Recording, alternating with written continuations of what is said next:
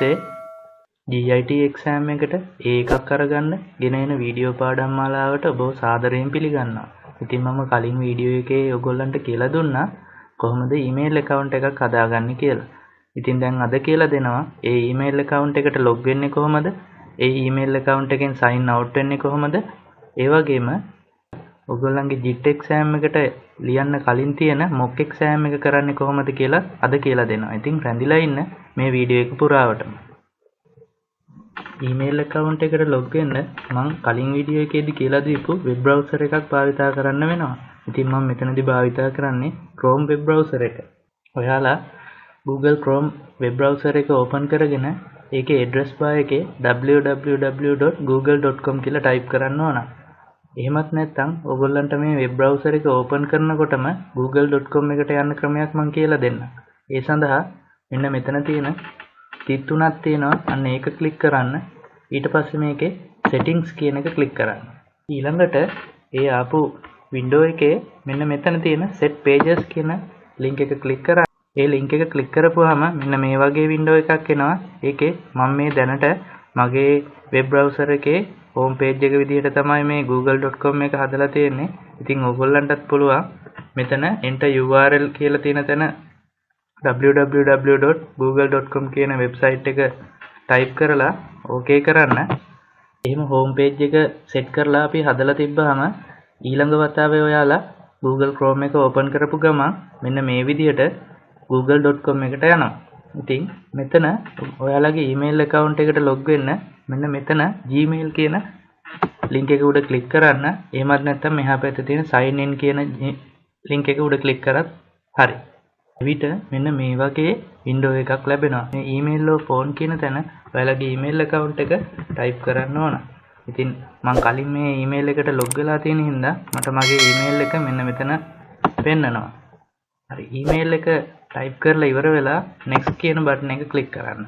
ඒ විදිහට click කරපුවාම මෙන්න මෙතන ඔයාලගේ email account එකේ නමයි ඊට පස්සේ මෙන්න මෙතන password එක enter කරන්න වෙනවා. ඉතින් password එක අපි type කරද්දී මෙන්න මේ විදිහට ටික ටිකක් තමයි පේන්න තියෙන්නේ.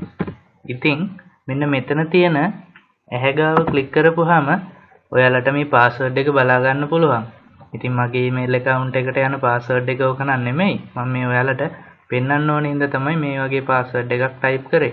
ඉතින් නිවැරදි password එක type කරලා මෙතන next කියන button එක click කරන්න.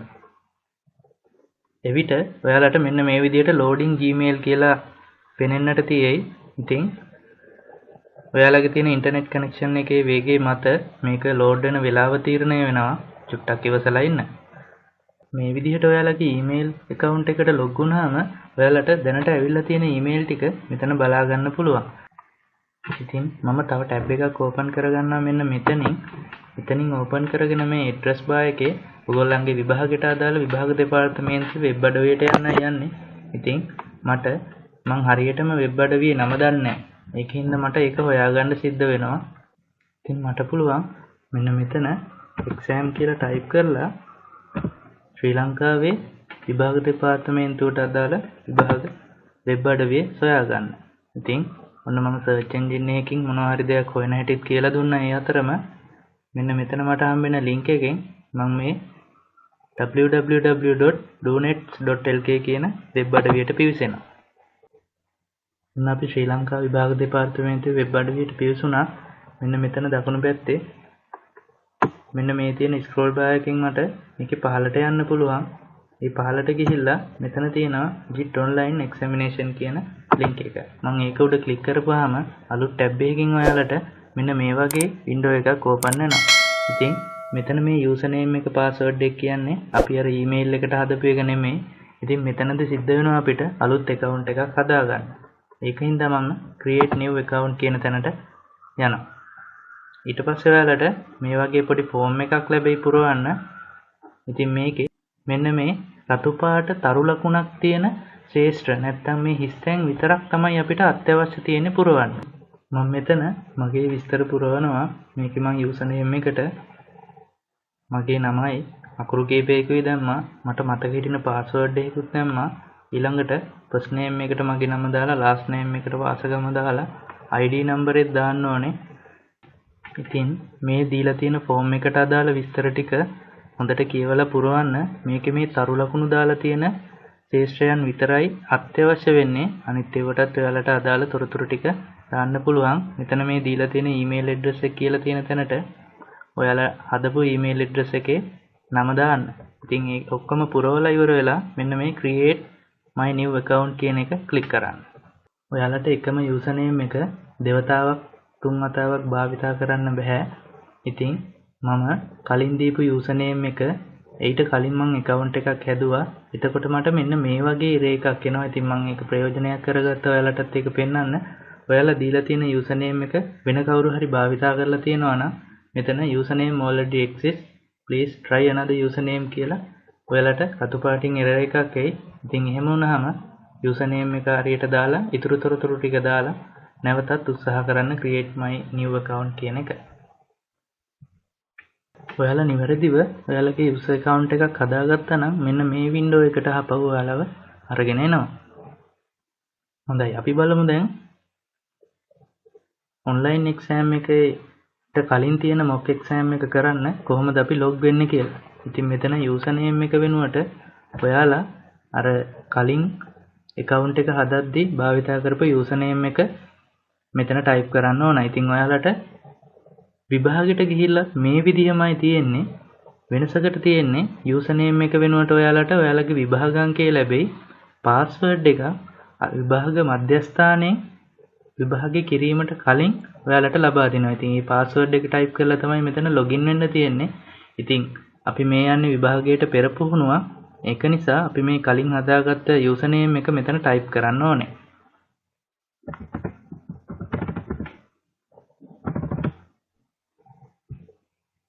ඊට පස්සේ ඔයාලට මෙතන කලින් සාදාගත් account එකට අදාළ password එක මෙතන type කරන්න ඕනේ. ඒ විදිහට password එක type කරගෙන මෙන්න මෙතන තියෙන login කියන බටන් එක click කරන්න. ඔයා හරියට username එකයි password එකයි type කරලා log වුණා නම් මෙන්න මේ විදිහට window එකක් ඔයාලට හම් වෙනවා. ඉතින් මෙතන තියෙනවා ඔයාලගේ account එකේ නම. විභාගෙදිත් මතක තියාගන්න ඔයාලගේ විභාග අංකය මෙන්න මෙතන දකුණු පැත්තේ කෙළවරේ ඕගොල්ලන්ට බලා ගන්න පුළුවන් වෙයි. ඉතින් මතක තියාගන්න ඔයාගේ විභාග නම්බරේ හරිද කියලා හරියටම මෙතනින් බලා ගන්න. නැත්තම් ඔයා විභාගෙට ගිහිල්ලා සම්පූර්ණ ප්‍රශ්න වලට උත්තර ටික ලියලා නැත්තම් උත්තර ටික ක්ලික් කරලා සියලු ප්‍රශ්න ටික කරලා අප්ලෝඩ් කරලා එයි. හැබැයි ඔයාට නෙමෙයි ප්‍රතිඵල එන්නේ වෙන කාට හරි. ඒක නිසා අනිවාර්යෙන් මතක තියාගන්න මෙතන user name එක නැත්තම් මෙන්න මෙතන තියෙන අංකය ඔයාගේ විභාග අංකෙමද කියලා. හොඳයි, ඊට පස්සේ අපි මෙන්න මේ course එකට enter වෙමු. මෙන්න මෙතන course කියන link එක උඩ නැත්තම් course කියන නිල් පාට කොටු උඩ click කරන්න. එතකොට ඔයාලට ලැබෙයි මෙන්න මේ විදිහට paper 3ක්. ඉතින් අපි මේක සිංහල මාධ්‍ය කරන්න යන්නේ. මෙන්න මෙතන mock examination 2019 සිංහල medium කියන paper එක උඩ click කරන්න. එතකොට ඔයාලට මෙන්න මේ වගේ window එකක් ලැබෙයි. ඉතින් මම කලින් මේකට log වුණාට පස්සේ එකපාරක් මේ ප්‍රශ්න පත්‍රය කරා. ඉතින් ඒක නිසා මට මං මේකට අපි එකපාරක් log වෙනවට කියන attempt එකක් කියලා. ඉතින් මං එක attempt එකක් කරලා තියෙනවා. ඊට පස්සේ අපිට මෙතන ලකුණු ටිකකුත් ලැබිලා තියෙනවා. ඔයාලට එහෙම එකක් එන්නේ නැති වෙයි. ඔයාලා මෙතන attempt quiz now කියලා බටන් එකක් තියෙයි. ඉතින් මට තියෙන්නේ re-attempt quiz කියන එක. මං ඒක උඩ click කරනවා. ඊට පස්සේ ඔයාලට මෙතන start attempt කියන එක click කරන්න ඕන. හොඳයි, mock examination එකේදී මෙහෙම කරාට ඔයාලට මෙතන ඔයාලා ඇත්තටම විභාගෙට වාඩි වෙලා මේ විදිහට මේ එකපාරටම start attempt කියන එක click කරන්න වෙන්නේ නැහැ. මෙතනදී ඔයාලට password එකක් අහනවා. ඉතින් මේ start attempt කියන මෙන්න මේ විදිහට window එක ආවට පස්සේ මෙතන quiz password එක කියලා ඔයාලට password එකක් ඉල්ලයි. ඉතින් ඒක ඒ විභාගේ ලියන වෙලාවේ අදාළ වෙලාවට අනුව ඔයාලට එතන තියෙන බෝඩ් එකක දායි. ඉතින් මේ password එක type කරන්න වෙනවා විභාගෙදී. මේ වෙලාවේදී එහෙම එකක් අවශ්‍ය නැහැ. හොඳයි, මම කලිනුත් කියලා දුන්නා ඔයාලට මේ JIT paper එකට පැය 3යි විනාඩි 10ක් ලැබෙනවා කියලා. ඉතින් මෙතන ඔයාලට පැය 3යි විනාඩි 10ක් ලැබෙනවා කියලා තියෙනවා. start attempt කියන එක දෙන්න. හොඳයි. ඒ විදිහට ඔයාලා start attempt දුන්නාම මෙන්න මෙතන තියෙනවා ඔයාලගේ දකුණු අත පැත්තේ ප්‍රශ්න 40 සහ ඉතිරි ව්‍යුහගත රචනා ප්‍රශ්න 41 සිට 47 දක්වා මේ සියලු ප්‍රශ්නවලට පැය 3යි විනාඩි 9යි. පැය 3න් අනිවාර්යෙන් පිළිතුරු සැපිය යුතුයි. ඉතින් මෙතන පිළිතුරු සැපයීම සඳහා උපදෙස් ලබා දීලා තියෙනවා. මම කලින් ඔයාලට මේ පිළිතුරු නැත්තම් මේ ප්‍රශ්න පත්‍රයේ ව්‍යුහය පිළිබඳ වීඩියෝ එකක් දැම්මා. ඉතින් ඒක බැලුවේ නැත්නම් ඒකත් බලන්න කියලා ආරාධනා කරනවා. හොඳයි අපි next page එකට යමු. හොඳයි ඔන්න ඔයාලගේ ප්‍රශ්නේ පළවෙනි ප්‍රශ්නය තියෙනවා. ඉතින් අපිට පිළිවෙලටම මේ ප්‍රශ්න වලට යන්න අවශ්‍යත් නැහැ. ඔයාලට කැමති විදිහට මෙතනින් මේ ප්‍රශ්න වලට යන්න පුළුවන්. ඒ වගේම තමයි මොනවා හරි ප්‍රශ්නයකට පිළිතුරක් මතක නැත්තම් අපි සාමාන්‍ය විභාගෙදි කරනවා ඒ ප්‍රශ්නෙට පොඩි සලකුණක් දාලා ඉදිරියට යනවා. ඉතින් ඔයාලට මේකෙත් ඒ පහසුකම සලසා දීලා තියෙනවා.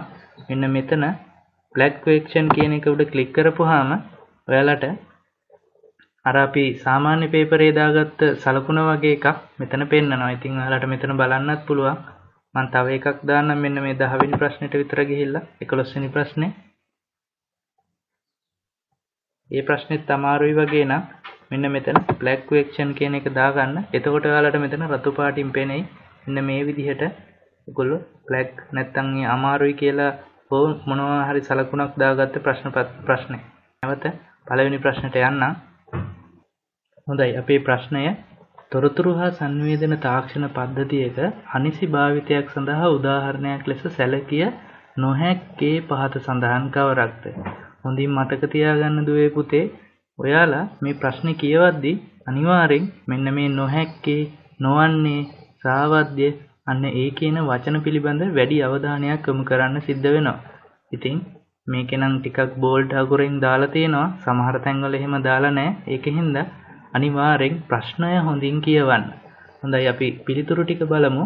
බ්ලොග් අඩවියක් සැකසීම, ආයාචිත තැපැල් නැත්නම් ස්පෑම් යැවීම, සමාජ වෙබ් අඩවි තුල ද්වේෂ සහගත ඕපාදූප පැතිරවීම, වෛරස පැතිරවීම. ඉතින් වෛරස පැතිරවීම අනිවාර්යෙන් අනිසි භාවිතයක්. සමාජ වෙබ් අඩවි තුල ද්වේෂ සහගත ඕපාදූප ඒකත් එහෙමයි. ආයාචිත තැපැල්. මොනවද මේ ආයාචිත තැපැල් කියන්නේ? දැන් ඔයාලට ඊමේල් account එකක් සදලා තියෙනවා. ඒකට ඔයාලා log වෙලා තියෙනවා. අපි බලමු මොනවද මේ ආයාචිත තැපැලක් කියන්නේ කියලා. මම කලින් ඊමේල් account එකට log වුණා. ඒ tab එක මම close කරේ නෑ. ඉතින් මෙතන තියෙනවා මෙන්න මේ ඊමේල් account එකට ඔයාලා log වුණාම වම් අත පැත්තේ තියෙනවා inbox. inbox කියලා කියන්නේ අපිට ලැබෙන ලිපි. ඊට පස්සේ මේකේ මෙන්න මෙතනින් පහළට ගියාම තියෙනවා මෙතන more කියන එක ක්ලික් කරොත් මෙන්න මෙතන තියෙනවා spam කියලා folder එකක්. ඉතින් මේකට එන්නේ කරදරකාරී ඊමේල්.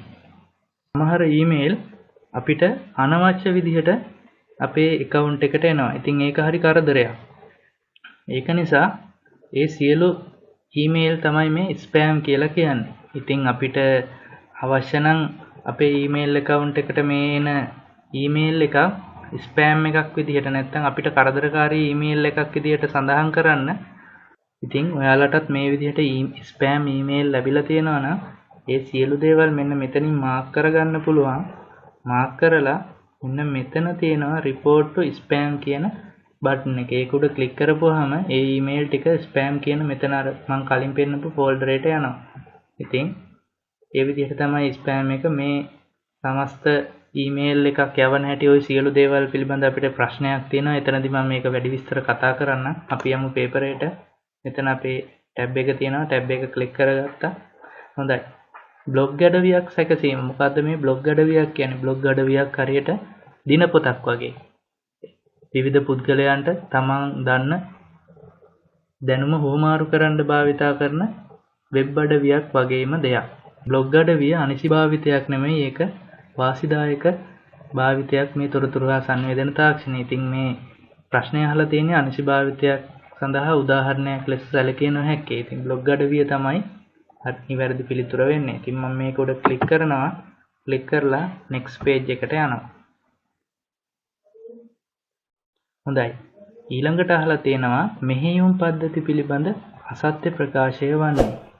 ඉතින් මම කලින් කිව්වා වගේ ප්‍රශ්නය හොඳින් කියවන්න. මෙතන අහලා තියෙන්නේ අසත්‍ය ප්‍රකාශය. ඕනෑම මෙහෙයුම් පද්ධතියක් ඕනෑම වර්ගයකට ස්ථාපනය කළ හැකිය. පරිශීලකයෙකුට පරිගණකයක් භාවිත කිරීමට මෙහෙයුම් පද්ධතියක් අත්‍යවශ්‍ය වේ. පරිගණකයේ මතක කළමනාකරණය කරනුයේ මෙහෙයුම් පද්ධතිය. එක් පරිගණකයකට මෙහෙයුම් පද්ධති එකකට වඩා ස්ථාපනය කර තිබිය හැකිය. හොඳයි දුවේ පුතේ, ඕනෑම මෙහෙයුම් පද්ධතියක් ඕනෑම වර්ගයක පරිගණකයකට ස්ථාපනය කරන්න බෑ, ඉන්ස්ටෝල් කරන්න බෑ. හොඳයි, ඔයාලා දන්නවා Apple computer කියලා අහලා ඇති. ඉතින් ඒ Apple පරිගණකවලට ස්ථාපනය කරන්න පුළුවන් Apple සමාගමේ Apple Macintosh කියන මෙහෙයුම් පද්ධතිය. ඒ අරෙන්න අනිත් පරිගණකවලට Windows මෙහෙයුම් පද්ධතිය භාවිත වෙනවා. ඒ වගේම තමයි තව මෙහෙයුම් පද්ධති වර්ග ගොඩාක් තියෙනවා. ඉතින් අපි බහුලව භාවිතා කරනවා මේ Apple, Windows, ඒ වගේම විවෘත හා නිදහස් කේත මෘදුකාංග කියලා තියෙන Ubuntu, Linux ඔන්න ඔය වගේ මෙහෙයුම් පද්ධති. ඉතින් මතක තියාගන්න ඕනේ Apple මෙහෙයුම් පද්ධතිය සාමාන්‍යයෙන් අපි භාවිතා කරන Windows මෙහෙයුම් පද්ධති දාලා වැඩ කරන පරිගණකවලට ස්ථාපනය කරන්න බෑ. ඉතින් ඒක තමයි මේකේ පිළිතුර වන්නේ. නමුත් ඊළඟ ටිකත් අපි පොඩ්ඩක් විශ්ලේෂණය කරමු. පරිශීලකයෙකුට පරිගණකයක් භාවිතා කිරීමට මෙහෙයුම් පද්ධතියක් අත්‍යවශ්‍ය වේ. අනිවාර්යෙන් මෙහෙයුම් පද්ධතියක් තියෙන්න ඕන පරිගණකයක් වැඩ කරන්න. ඒ වගේම මෙහෙයුම් පද්ධතියක කාර්යයන් කිහිපයක් තියෙනවා. මම මේ පිළිබඳව වැඩි විස්තර කතා කරන්න ඉදිරියට බලාපොරොත්තු වෙනවා. නමුත් සාරාංශයක් විදිහට මෙතනදී කතා කරන්න. හොඳයි, පරිගණකයක විවිධ කටයුතු මෙහෙයුම් පද්ධතිය විසින් සිදු කරනවා. මෙහෙයුම් පද්ධතියේ ප්‍රධාන කාර්යයන් දෙකක් තියෙනවා. එකක් තමයි පරිශීලකයාට අතුරු මුහුණතක් සැපයීම. අනිත් එක තමයි මෘදුකාංග හා දෘඩාංග කළමනාකරණය කිරීම. ඉතින් මේ පරිශීලක අතුරු මුහුණත් අරගත්තාම අපිට තියෙනවා කොටස් දෙකක්. එකක් තමයි චිත්‍රක පරිශීලක අතුරු මුහුණත සහ විධාන පේලි අතුරු මුහුණත. ඉතින් පරිගණකයේ තියෙන දෘඩාංග හා මෘදුකාංග කළමනාකරණයන් අරගත්තොත් මතක කළමනාකරණය, ගොනු කළමනාකරණය, උපාංග කළමනාකරණය, පරිගණක ආරක්ෂණය, ක්‍රියායන කළමනාකරණය වගේ බොහෝ ක්‍රියාවලි සිදු කරනවා. එක් පරිගණකයකට මෙහෙයුම් පද්ධති එකකට වඩා අපිට පුළුවන් අපේ පරිගණකයටත් එක මෙහෙයුම් පද්ධතියකට වඩා ස්ථාපනය කරන්න. ඉතින් මේ පරිගණකය ඔන් කරන අවස්ථාවේදී අපිට පුළුවන් අපි කැමති පරිගණක මෙහෙයුම් පද්ධතිය මොකක්ද කියලා තෝරගන්න. ඉතින් මම මගේ පරිගණකයට දාගෙන තියෙනවා මේ වැඩ කරන Windows 8.1 කියන මෙහෙයුම් පද්ධතිය සහ Ubuntu මෙහෙයුම් පද්ධතිය. ඔයාලා පාසලේ පරිගණක විද්‍යාගාරයේදී දැකලා ඇති Windows 8 මෙහෙයුම් පද්ධතිය සහ ඉසුරු Linux කියන මෙහෙයුම් පද්ධතිය. ඉතින් මෙන්න මේ අවසානට දීලා තියෙන වර්ණය තුල කියලා තියෙන දේත් ඇත්ත. හොඳයි, අපි බලමු මේ ප්‍රශ්නෙට උත්තරේ. මේක පළවෙනි එක. හොඳයි, මම තුන්වෙනි ප්‍රශ්නෙට යනවා. ඊළඟ ප්‍රශ්නෙට පහත් සඳහන් මෘදුකාංග සලකන්න Audacity, Photobucket, Sound Engine, Windows Movie Maker. ශබ්ද සංස්කරණ මෘදුකාංග ලෙස සැලකිය හැකි වන්නේ ඉහත ඒවායි. ඉතින් Audacity ඔයාලට තියෙනවා ඔයාලා ICT 10 11 නැත්නම් O level වලට කරා නම් අනිවාර්යෙන් Audacity කියන මෘදුකාංගය ගැන දැනගන්න ඕනේ. මේක ශබ්ද සංස්කරණය කරන මෘදුකාංගයක්. ගොඩාක් දේවල් කරන්න පුළුවන්. මම සාමාන්‍යයෙන් පොඩි වැඩක් කරගන්න ආකාරය පිළිබඳ පුංචි වීඩියෝ එකක් දාන්න බලාපොරොත්තු වෙන්න. ඊළඟට Photobucket මේ Sound Engine කියන්නේ ඒ වගේ මෘදුකාංගයක්. ඉතින් Windows Movie Maker කියන්නේ අපිට පුළුවන් මේකෙන් වීඩියෝ එකක් හදන්න. හොඳයි, අපි බලමු උත්තරේ A සහ C. මම ඊළඟ ප්‍රශ්නට යන්න. හතරවෙනි ප්‍රශ්නේ. හොඳයි, මෙතන සංඛ්‍යා පද්ධති පිළිබඳව ෂඩ්දශමීය සංඛ්‍යා පද්ධතිය පිළිබඳ පහත වගන්ති සලකන්න. ඒ අක්ෂරය මගින් 10 නිරූපණය වේ. ඉලක්කම් 10ක් සහ අක්ෂර 6ක් යොදා ගැනීම. ඉලක්කම් 9ක් සහ අක්ෂර 6ක් යොදා ගැනීම. G අක්ෂරය මගින් 16 නිරූපණය වේ. ඉහත වගන්ති අතුරින් නිවැරදි වන්නේ. ඉතින් අපිට අපි බහුලව භාවිතා කරන නැත්නම් අපි පරිගණක තොරතුරු හා සංවේදන තාක්ෂණයේදී භාවිතා කරන සංඛ්‍යා පද්ධති වර්ග 4ක් තියෙනවා. ද්විමය, අෂ්ටමය, දශමය, ෂඩ් දශමය කියලා. ඉතින් මෙතන අහලා තියෙන ෂඩ් දශමය මේකෙදි අපිට ෂඩ් දශමය කියන නමේම තියෙනවා මේ සංඛ්‍යා පද්ධතියට අදාළ සංකේත 16ක් වෙනවා. ඉතින් බිංදුවේ සිට 9 දක්වා තියෙන ඉලක්කම් 10 සහ ඉංග්‍රීසි හෝඩියේ කැපිටල් A සිට F දක්වා වූ අක්ෂර 6. ඉතින් මේකේ A අක්ෂරය මගින් 10 නිරූපණය වෙනවා, B අක්ෂරය මගින් 11, C 12 ඔය විදිහට 15 කියන සංඛ්‍යාව F අකුර මගින් නිරූපණය වෙනවා. ඉතින් මේකේ A අක්ෂරය මගින් 10 නිරූපණය වේ. ඒක හරි. ඉලක්කම් 10ක් හා අක්ෂර 6ක් යොදාගෙන ඒකත් හරි. ඉලක්කම් 9ක් ඒක වැරදි. G අක්ෂරයක් නැහැ මෙතන. එතකොට මේකේ උත්තරය වෙන්නේ P සහ Q. හොඳයි ඊළඟ ප්‍රශ්නේ. පාසලක දෛනික කාර්යාලීය කටයුතු සඳහා පරිගණක යෙදුම් සහායකවරයෙකුගේ සේවාව ලබා ගැනීමට තීරණය කරනු ලබයි. අයදුම්කරුවෙකු සඳහා වඩාත් යෝග්‍ය වන්නේ පහ සඳහන් කුමන ක්ෂේත්‍රයක ලබා ඇති පළපුරුද්දද? ඉතින් මේකෙදී අහන්නේ දෛනික කාර්යාලීය කටයුතු සහ පරිගණක යෙදුම් සහායකවරයෙක්. ඉතින් මේ වගේ වෙලාවට පරිගණක ක්‍රමලේඛ හා නිදොස් කිරීම පිළිබඳ ලොකු දැනුමක් අවශ්‍ය වෙන්නේ නැහැ. ජාල පරිපාලනය ඒ පිළිබඳ ලොකු දැනුමක් අවශ්‍ය වෙන්නේ නැහැ. හැබැයි මෙයා අනිවාර්යෙන් දෛනික කාර්යාලීය කටයුතු කරන නිසා වදන් සැකසුම් හා පැතුරුම්පත් වැනි කාර්යාල ස්වයංකරණ මෘදුකාංග භාවිත කිරීම පිළිබඳ පළපුරුද්දක් ලබා තියෙන්න ඕන. ඉතින් තොරතුරු තාක්ෂණ කළමනාකරණයත් ලොකුවට අවශ්‍ය වෙන්නේ නැහැ. ඉතින් මෙතනදී පිළිතුර වෙන්නේ මෙන්න මේ තුන්වෙනි එක වදන් සැකසුම් හා පැතුරුම්පත් වැනි කාර්යාලීය ස්වයංකරණ මෘදුකාංග භාවිත කිරීම. හොඳයි දුවේ පුතේ, මම හිතනවා ඊමේල් account එකකට ලොග් වීමේ ඉඳලා මෙන්න මේ විභාග දෙපාර්තමේන්තුවට අදාළ account එකක් හැදුවා. අපි කොහොමද මේ online mock exam එකට යන්නේ කියලා තොරතුරු ගොඩක් කතා කරා. ඉතින් ප්‍රශ්න 5කට උත්තර සපයාගත්තා. ඉතින් මම හිතනවා වීඩියෝ එක ටිකක් දිග වැඩි කියලා. ඉතින් අපි ඊළඟ වීඩියෝ එකෙන් ඊතුරු ප්‍රශ්න කීපයකට පිළිතුරු කතා කරනවා. ඉතින් මේකට ගොඩාක් වෙලා යන්නේ මම ඔයගොල්ලන්ට පොරොන්දු වුණා ජිත් වලට ඒකට අදාළ සියලු කරුණු. ඉතින් මේ සෑම ප්‍රශ්නයක් ගාවම මම ඒකට යන්න අදාළ තියෙන දැනුම ලබා දෙන්න උත්සාහ කරනවා. ඉතින් ඒකින්ද මේ ප්‍රශ්නයක් සාකච්ඡා කරද්දී ටිකක් වෙලාවක් ගත වෙනවා. රැඳිලා ඉන්න ඊළඟ වීඩියෝවෙන් අනිවාර්යෙන් ඉතිරි ප්‍රශ්න ටික රැගෙන එනවා. ඉතින් මේ වීඩියෝ පාඩම් මාලාවටම එකතු වෙලා ඉන්න කියලා ආරාධනා කරනකම අදට සමුගන්නවා. අයබෝවන්. ඊළඟ වීඩියෝ එකකින් හමු වෙමු.